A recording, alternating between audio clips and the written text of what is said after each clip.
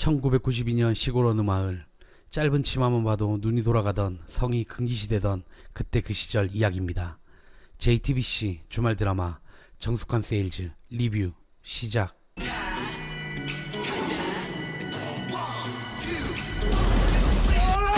하려고 했는데 제가 드라마 리뷰를 하는 사람도 아니고 할 줄도 모르고 해봐야 재미도 없기 때문에 저는 정숙한 세일즈에 나오는 성인용품 리뷰를 해보려고 합니다. 안녕하세요, 좋은 친구들입니다. 지난주 엄청난 드라마가 나왔습니다. 제 기억에는 한국에서 최초로 성인용품을 주제로 하는 드라마가 아닌가 싶은데요. 제목은 정숙한 세일즈.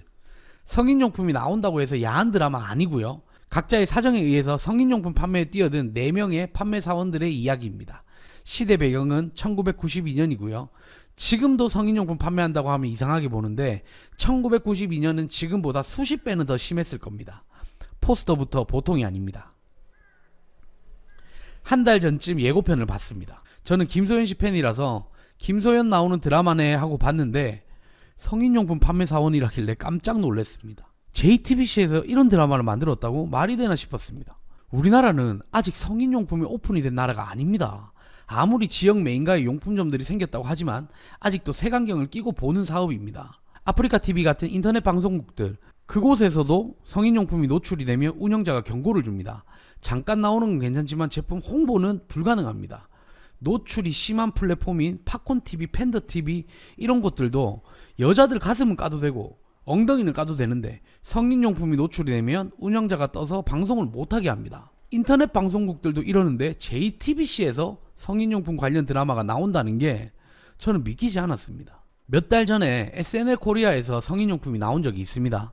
모자이크도 없이 성인용품의 한 종류인 페어리가 나왔는데 저는 그때도 정말 많이 놀랬고 감동받았어요. 왜 감동을 받았냐면 개인적으로 저는 한국에서 여성 성인용품 관련 유튜브를 얼굴 노출을 하고 리뷰를 한 최초의 사람 중 한 명이고 이런저런 곳에 방송해 보려고 정말 노력을 많이 한 사람이거든요.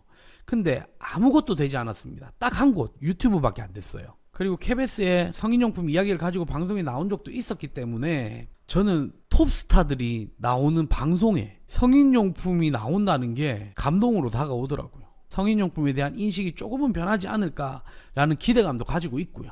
드라마에 나온 성인용품을 알아보기 전에 제가 장사를 시작한 지 한 10년 가까이 되어 가거든요. 성인용품을 20여 년 동안 장사를 한 사장님을 만난 적이 있습니다. 그 사장님이 이런 이야기를 했어요. 나는 방문 판매를 먼저 했다. 아파트 분녀회장을 찾아가서 인센티브를 준다고 하고 아줌마들을 모아서 판매를 했다. 그때 당시 마진이 어마어마했다. 그 순간에는 안 사는데 다음 날이든 다다음 날이든 전화가 와서 구매를 했다. 이런 말을 하길래 저는 믿지 않았습니다. 말이 안 된다고 생각을 했어요. 성인용품을 어떻게 방판을 해요? 근데 이 드라마에서 비슷한 장면이 나옵니다. 그 사장님과 지금은 연락 안 하는데 그때 믿지 않은 걸 이 자리에서 사과드립니다. 1화에서는 판타지 성인용품점을 운영하는 라미라님이 영업사원들을 뽑는 장면이 나옵니다. 그때 나오는 제품들은 모자이크가 된 페어리, 채찍, 수갑, 속옷들이 나옵니다. 페어리는 어떤 제품인지 모자이크가 심하게 돼 있어서 모르겠고 채찍은 지금도 나오는 제품입니다. 스네이크 채찍이라고 불리는 두꺼운 채찍이고요. 수갑도 지금도 나오는 제품이에요. 정확하게 말씀을 드리면 채찍도 수갑도 지금 나오는 제품들이지 92년도의 제품은 아닙니다. 이 제품들은 김소연 씨가 가방에서 떨어뜨리는 장면에서 더 자세히 나오는데 절대 92년 제품은 아니에요.